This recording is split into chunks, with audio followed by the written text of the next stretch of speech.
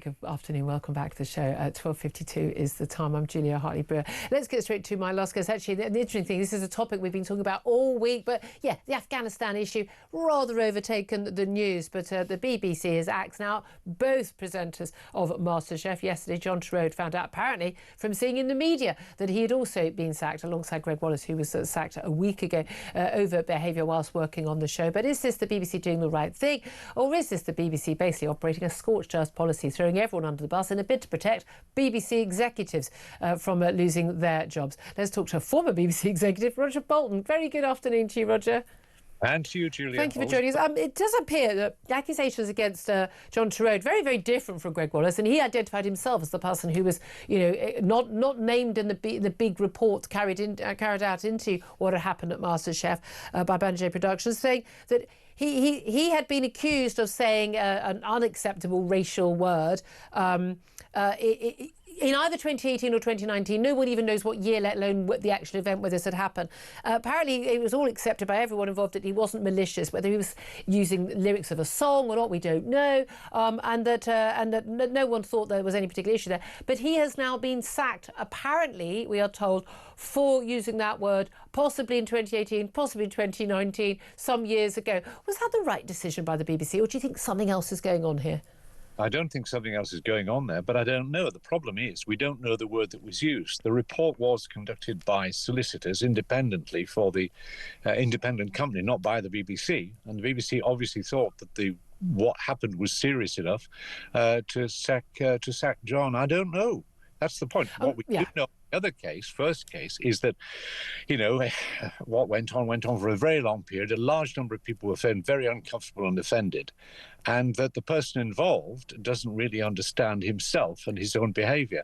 I think you're talking about Gregg Wallace. I mean, a lot of the allegations against him, it transpired when we saw the details. The majority were upheld, but actually most of them had taken place long before 2018. He'd apparently been given a talking to, had changed his behaviour and had massively improved. And even at that point, I'm thinking, well. Hold on. You made the statement he's massively improved. We had after 1918. We're told.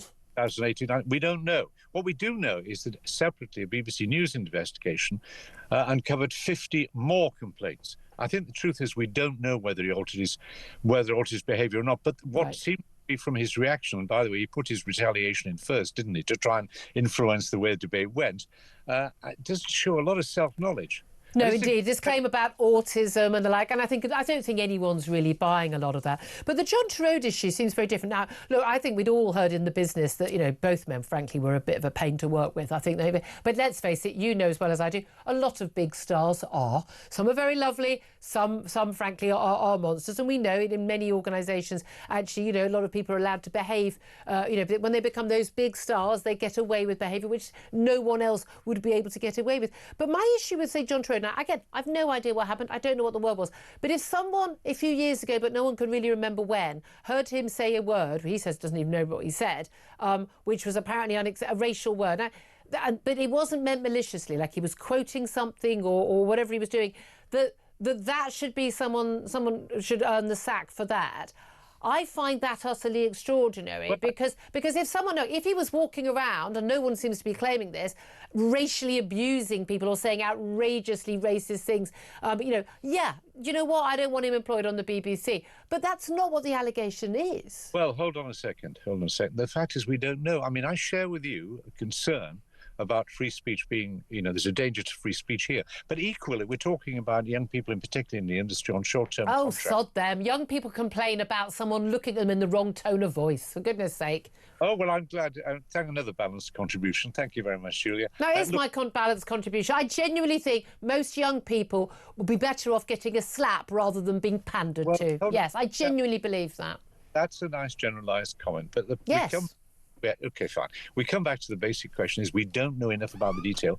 We should know more. I agree with you there's a worry about free speech. But also, I mean, lawyers on the whole don't say something in a report unless they're absolutely 100% it's true and that it is deeply offensive. But they didn't even know what year he'd said it.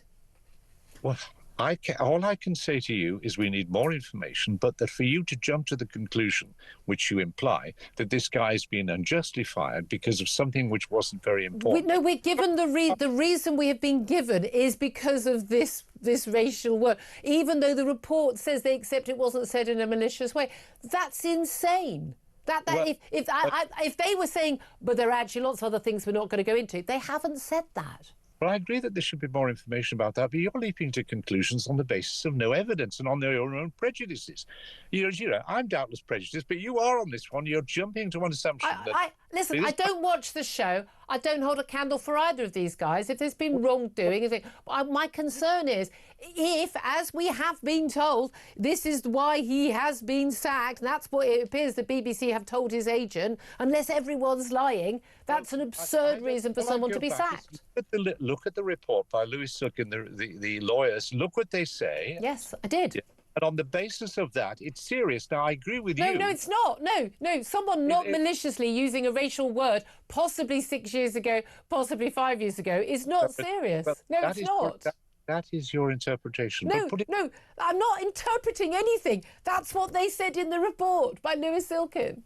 Well, I'm saying two things, I suppose, in the end. One is, in this particular instance, we don't have enough information. We should have more. Yeah. Secondly, the question of trust. You do not have trust in either, it would appear, the BBC or those solicitors. I have more trust than you do, but we need more evidence before we can generalise that this is, in any sense, a real threat to freedom of speech. OK, all right then, we'll agree on that. Roger Bolton, former BBC executive, Matthew Larser, just coming in on this. I mean, again, I don't watch the show. I don't care whether MasterChef is on or not, but I don't want people being sacked because they said a word no one's quite sure when they did, and they didn't say it maliciously. That is terrifying to me. It's got to be, if you do something that's wrong, you need to be punished for it and face the consequences. If you've done something wrong. But not for hurty words. I can tell you, when I worked for the BBC, a lot worse happened to me, but that's a story for another day. Oh, now he says that.